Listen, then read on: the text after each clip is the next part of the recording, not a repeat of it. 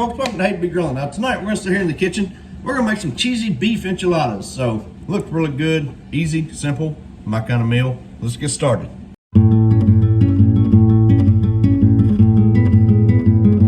So the first thing I'm gonna do is I've got 1 pound of mild cheddar. I've got 1 pound of Monterey Jack. We're gonna shred our own cheese for this, so we'll bring you back when we're done with that. So then we got all of our prep stuff out of the way. Now I'm gonna add 2 tablespoons of vegetable oil into my skillet. Set our burner to a medium heat and let our oil start to heat up. I'm waiting on my oil to heat up. I'm gonna go ahead and turn my oven on to 350 degrees. The instructions said to use or to dice a small onion. I only had larger onions, so I want about half.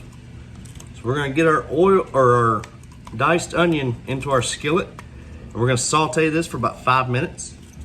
The recipe I found called for 1.5 pounds of ground beef. We're gonna use 1 pound.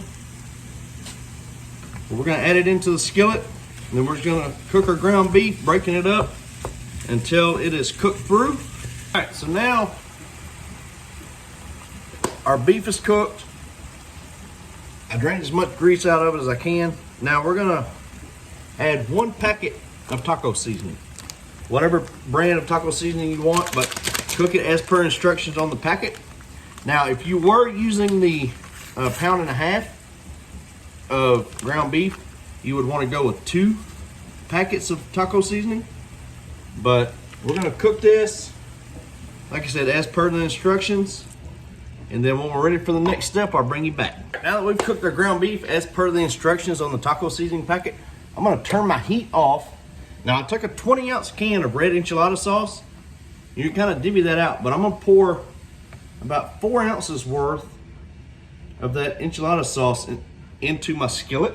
I kind of want to stir that around. And the recipe I found didn't call for how much to add into here. So we're gonna see if that looks good or not. But once we got our enchilada sauce in, that cheese that we grated a little bit ago, which was a real workout, by the way, grating 2 pounds of cheese. But we're gonna add about half of our cheddar into our skillet and about half of our Monterey Jack into the skillet.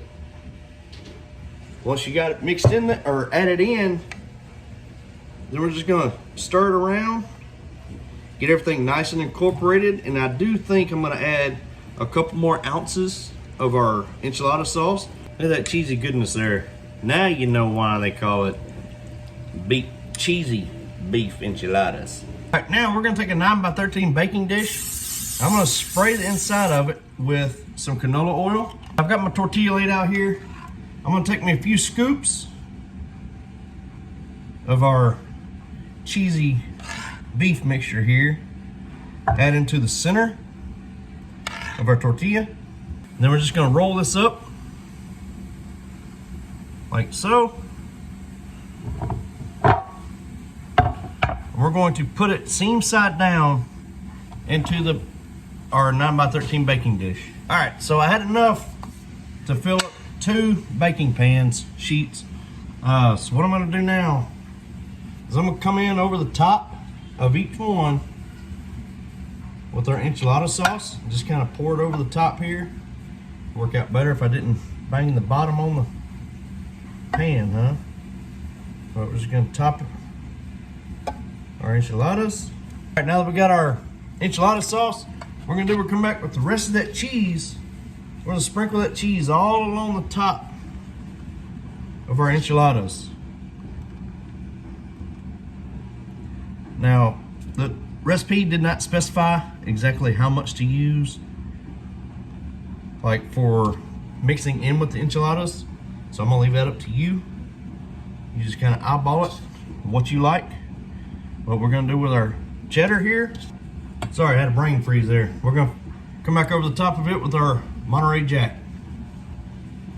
We're gonna bake these uncovered at 350 degrees for 20 to 25 minutes or until the cheese is good and melted. All right, folks, so I said 20 to 25 minutes. I set my timer for 25 minutes.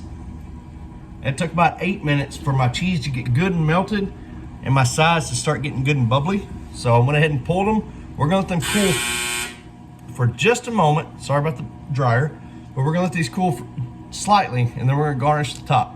All right, folks, so I got the camera angle positioned because we're gonna try and get this thing out of here. All my cheese disappearing, but did you see my, that's a lot of cheese, folks, and it looks incredible. Let's see, let's try this again. Maybe it won't drop so much.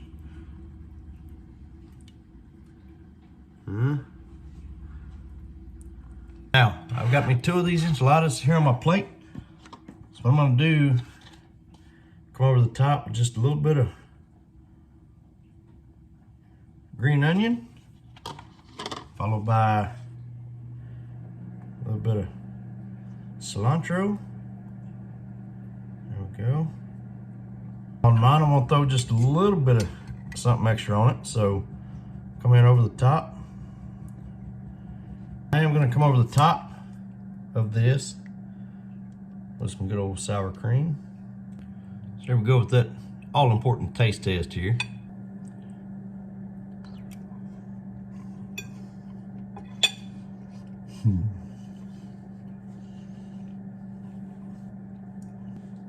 That is goodness right there. Out of the 0 to 10 scale, I'll give it a 9. Very good flavor.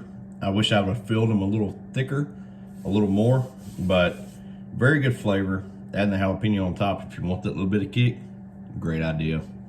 But without the jalapeno, very good. And folks, this right here took 35, 40 minutes.